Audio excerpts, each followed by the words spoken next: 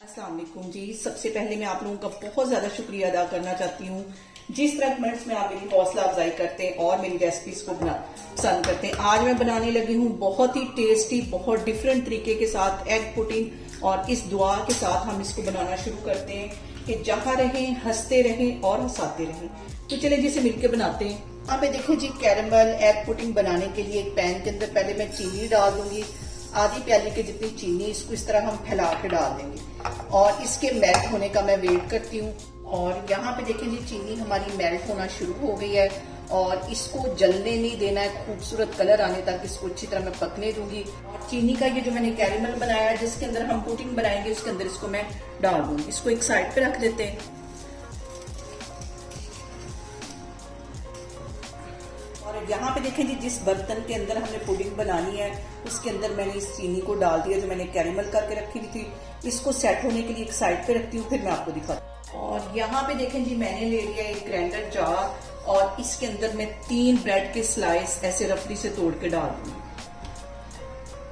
और इसके साथ ही 2 कप मैंने दूध के यहाँ पे नाप करके रखे हुए थे, ये इसमें चले जाएंगे इन दोनों चीजों। और यहाँ पे देखिए जी, दूध डालते वक्त मुझसे थोड़ा सा दूध गिर गया था तो मैंने तकरीबन 2-3 टेबल स्पून के करीब मजीद इसके अंदर दूध डाल दिया। 3 ब्रेड मैंने ले ली, उसके अंदर 2 कप के जितना दूध डाल दिया और इसके साथ ही आधी प्याली चीनी की है, ये इसमें चली जाएगी। इन तीनों चीजों को मैं करके लेके आती हूँ। ग्रैंड पेस्ट इसका अच्छा सा बना लेना है, फिर मैं आपको दिखाती हूँ।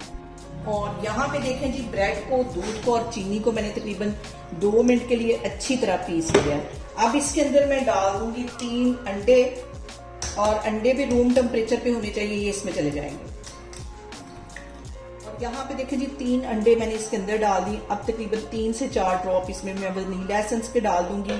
ये अंडे की स्मेल को खत्म करता है। और इनको फिर से मैं बीट करके लेके आऊंगी तकरीबन 3 से 4 मिनट के लिए, फिर मैं आपको दिखाती हूँ। और यहाँ पे देखें जी, मैंने तकरीबन 4 मिनट के लिए इन सारी चीजों को अच्छी तरह बीट कर दिया है। अब जिसके अंदर मैंने कैरमल डाला था, ये सारी चीजें इसके अंदर चली जाएंगी।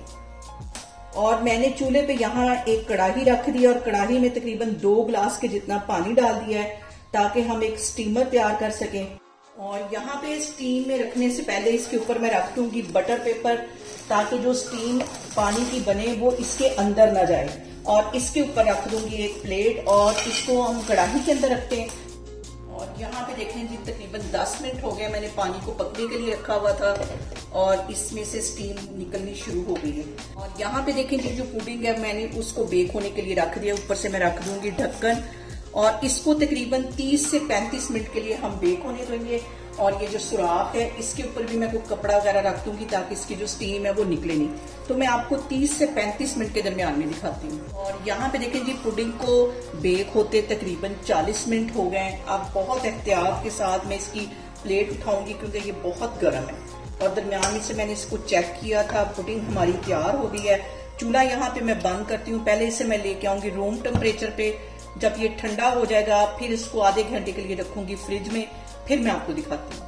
और यहाँ पे देखें जी, मैंने पहले पुडिंग को 10 मिनट के लिए रूम टेम्परेचर पे रखा, उसके बाद 10 मिनट के लिए इसको फ्रिज में रखा।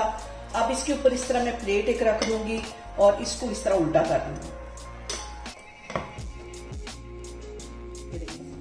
कितना जबरदस्त इसका कलर आया। अब इसको मैं कट करके आपको दिखाती हूँ। बहुत मजे की ये पुडिंग बनती है और इस ईद पे आपने इसको लाजमी ट्राई करना है। यहाँ पे देखें जी, बहुत ही टेस्टी, बहुत ही डिफरेंट किस्म की रेसिपी मैंने आज आपके लिए शेयर की है। आप लोग भी इसको लाजमी ट्राई करें और मुझे कमेंट्स में बताएं कि आपको मेरी रेसिपीज कैसी लगती हैं। और मेरी वीडियोस को ज्यादा से ज्यादा शेयर करें और मुझे सब्सक्राइब करें और अपना बहुत सारा ख्याल रखें। इंशाल्लाह ताला मैं एक और वीडियो में आपके सामने आऊंगी। अल्लाह हाफिज।